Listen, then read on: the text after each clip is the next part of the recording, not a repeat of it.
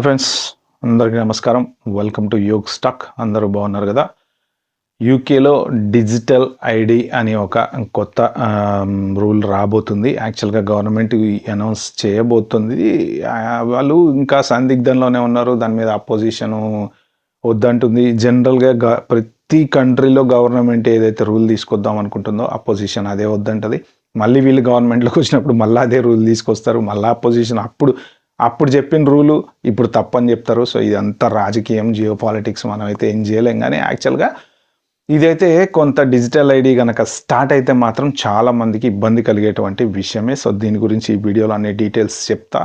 నా ఛానల్కి ఏమన్నా ఫస్ట్ టైం వచ్చినట్టుంటే ప్లీజ్ అండి సబ్స్క్రైబ్ చేసుకోండి. అలాగే ఒక్క లైక్ ఇచ్చి వీడియో స్టార్ట్ చేయండి. ఇంకా మన టాపిక్లోకి అయితే వెళ్ళిపోదాం. యూకేలో ఎవరైనా సరే ఇల్లీగల్గా ఉన్న వాళ్ళని కంట్రోల్ చేయాలి అని అనుకుంటే ఏం చేయాలి అనేది సీరియస్గా గవర్నమెంట్ క్రాక్ డౌన్ చేస్తుంది. దానికి ప్రెషరు బాగా స్టామర్ మీద పడింది. ఎందుకంటే చెప్పాను కదా ఇంతకుముందు వీడియోలో, పాత గవర్నమెంట్లో ఉన్నప్పుడు వీళ్ళందరినీ మన రిషి సునాక్ ప్రైమ్ మినిస్టర్ ఉన్నప్పుడు తిట్టి పెట్టారు. నువ్వేం చేయట్లే, నువ్వు బోట్లు కంట్రోల్ చేయట్లే, నువ్వు ఇల్లీగల్ ఇమిగ్రేషన్ కంట్రోల్ చేయట్లే అని తిట్టి వాళ్ళు పార్లమెంట్లో ఆన్సర్లు ఇచ్చి ఇప్పుడు చివరికి రోల్ రివర్స్ అయింది. ఇప్పుడు వాళ్ళు తిట్లే రివర్స్లో వాళ్ళకి తగులుతున్నాయి. ఆన్ టాప్ ఆఫ్ దట్ ఈ నైజల్ ఫరాజ్ దగ్గర నుంచి, ఎవరైతే రిఫార్మ్స్ యూకే పార్టీ ప్రెసిడెంట్ ఎవడున్నాడో ఆయన దగ్గర నుంచి ప్రెషర్ బీభత్సంగా మామూలుగా తగలట్ల ఆ హీటు. ఏంటంటే ఇప్పుడు ప్రధానమంత్రిని కూడా మార్చి పడేసేయండి అనేటువంటి పరిస్థితిలో ఉందన్నమాట ఇక్కడ సిస్టమ్ ఇమిగ్రేషన్ మీద. అంత సీరియస్గా ఆయన రోజుకు ఒక దాంతో వస్తున్నాడు, కొత్త ప్లాన్తో. కొత్త పార్టీ లీడరు. నిన్న చెప్పాను కదా, ఒక వీడియో పెట్టాను కదా, యూకే ఐఎల్ఆర్ తీసి పడేద్దామని. ఐఎల్ఆర్ తీసేస్తారని కొంతమంది అంటారు. అసలు ఐఎల్ఆర్ ఉన్న వాళ్ళని కూడా క్యాన్సిల్ చేసి వెనక్కి పంపించేస్తారని చెప్పి ఇంకొంతమంది అంటారు. మరి అది ఏది కరెక్ట్ కాదో నాకు తెలియదు. కానీ అంత సింపుల్గా ఇప్పుడు పిఆర్ రాదు అంటే ఇన్ని రోజుల నుంచి కష్టపడ్డోళ్ళ పరిస్థితి ఏంది? ఇప్పుడు స్కిల్ వీసా మీద వచ్చి, ఆ వీసా మీద వచ్చి, పాపం ఇంకా నెక్స్ట్ ఇంకొక 6 నెలల్లోనో 1 ఇయర్లోనో అవుదాం అనుకున్న వాళ్ళు, పోనీ ఇంకో 3 ఇయర్స్ వీళ్ళ గవర్నమెంట్ ఉంటుంది కాబట్టి వీళ్ళేం రిస్క్ తీసుకోపోయినా కానీ కొత్త గవర్నమెంట్ వచ్చిన తర్వాత మాత్రం డెఫినెట్గా ఏదో ఒకటి ఇమిగ్రేషన్ మీద క్రాక్ డౌన్ అయితే జరిగే. ఈ గవర్నమెంట్ నెక్స్ట్ అయితే వస్తుందని అయితే అనుకోను. ఎందుకంటే వీళ్ళకి అంత నెగిటివిటీ ఉంది. ఇప్పుడు ఏంటంటే వీళ్ళ ఎక్కువ సీట్లు వీళ్ళకు ఉన్నాయి కాబట్టి వీళ్ళకి ప్రస్తుతానికి ఇబ్బంది అయితే లేదు. కానీ నెక్స్ట్ మాత్రం వాళ్ళకి స్లోగా వెయిట్ అయితే పెరుగుతుంది బాగా. రిఫార్మ్స్ యూకే పార్టీ వాళ్ళకైతే బాగా పెరుగుతూ వస్తుంది. ఎందుకంటే ఈ బ్రిటిషర్స్ ఎవరైతే ఉన్నారో, హార్డ్ కోర్ బ్రిటిషర్స్, వాళ్ళు చాలా కసిగా ఉన్నారనమాట. వీళ్ళని ఒకటే అండి, సింపుల్గా వీళ్ళని ఫ్రీగా కూర్చోబెట్టి ఎందుకు మేపాలే అనేది ఒక్కటే దాని మీదనే ఇప్పుడు బాగా రగులుతుంది అనమాట. మెయిన్ అదే కదా వాళ్ళ రూల్. ఏంటంటే రిఫ్యూజీ కింద వచ్చిన వాళ్ళకి తిండి పెట్టాలి, చూసుకోవాలి. ఇక మనం ప్రతిసారి చెప్పుకుందే సేమ్, మళ్ళీ మాట్లాడుకునే అవసరం లేదు. సో వాళ్ళు పొద్దునే జాబ్కి వెళ్ళాలి, సాయంత్రం రావాలి, ట్యాక్స్ కట్టాలి, కష్టపడి బతకాలి. ఈ బ్రిటిషర్స్ ఎవరెవరైతే ఎలాగ కష్టపడి బతుకుతున్నారో వాళ్ళు కూడా అలాగే బతకాలి అనేది ఈ కొత్త ఆయన వాదన, ఈ నైజల్ ఫరాజ్ది. కాబట్టి ఆయన వాదనకి అందరూ స్లోగా కన్విన్స్ అవుతున్నారు. మరి ఆయన పార్టీ వస్తుందా రాదా, ఆయనకు ఓటేస్తారా? ఎందుకంటే ఇక్కడ ఇమిగ్రెంట్లు కూడా ఎక్కువ ఉన్నారు. మరి ఎన్ని సీట్లు వస్తాయి ఏంటి అనేది అయితే నెక్స్ట్ ఎలక్షన్లకి ఇంకా బోల్డ్ అంత టైం ఉంది. సో ప్రస్తుతానికి ఏంటంటే డిజిటల్ ఐడి అనేది ఇంట్రడ్యూస్ చేయాలని చెప్పేసి ప్లాన్ చేస్తున్నారు. ఇది ఒకప్పుడు టోనీ బ్లేయర్, అంటే గత 4-5 గవర్నమెంట్ల క్రితం టోనీ బ్లేయర్ ఉన్నప్పుడు one of the best and super prime minister Tony Blair, ఆయన ఉన్నప్పుడు తీసుకున్నటువంటి నిర్ణయం అనమాట. యాక్చువల్గా అప్పుడు స్క్రాప్ చేశారు.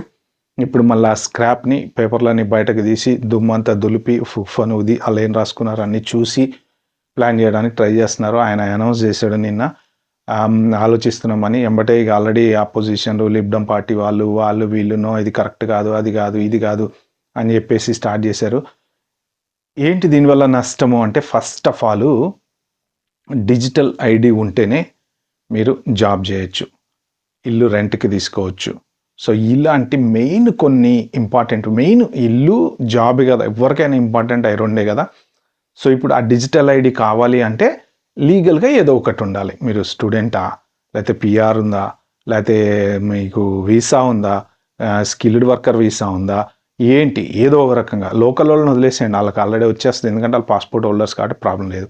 బయట నుంచి వచ్చినటువంటి వాళ్ళు స్టూడెంట్గా వచ్చి ఒక 5-6 సంవత్సరాల నుంచి ఇక్కడే పాతుకుపోయిన బ్యాచ్లు, వీసాలు లేకుండా ఇల్లీగల్గా యూకేలో ధైర్యంగా రిలాక్స్గా తిరిగే వాళ్ళు చాలామంది ఉన్నారు.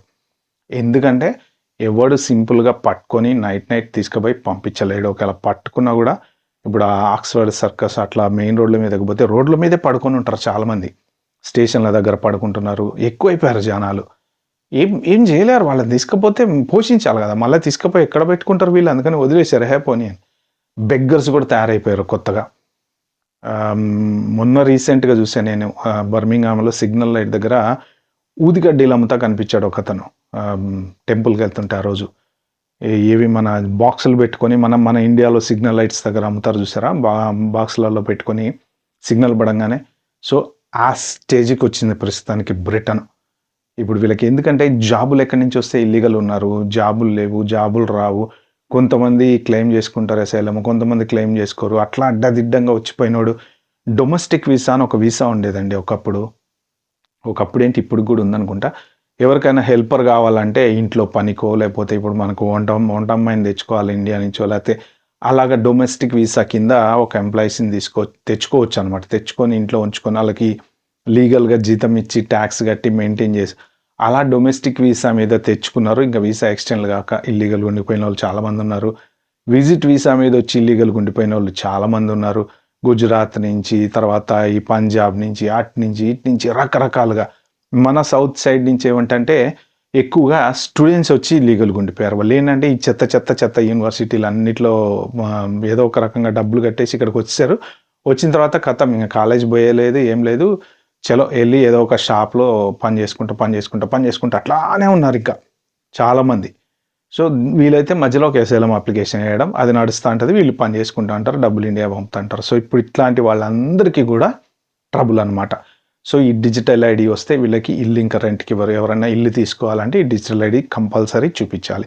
సో దీనికి ఆబ్వియస్లీ నాకు తెలిసి ఐస్, తర్వాత ఇక మన ఆధార్ కార్డు ఎలాగో సేమ్ అలా అనుకోండి, ఇండియాలో ఎక్కడ పోయినా ఆధార్ కార్డు అడుగుతారు కదా, అలాగా ఆధార్ కార్డ్ లాగా ఇక్కడ కూడా ఈ డిజిటల్ ఐడి కార్డు.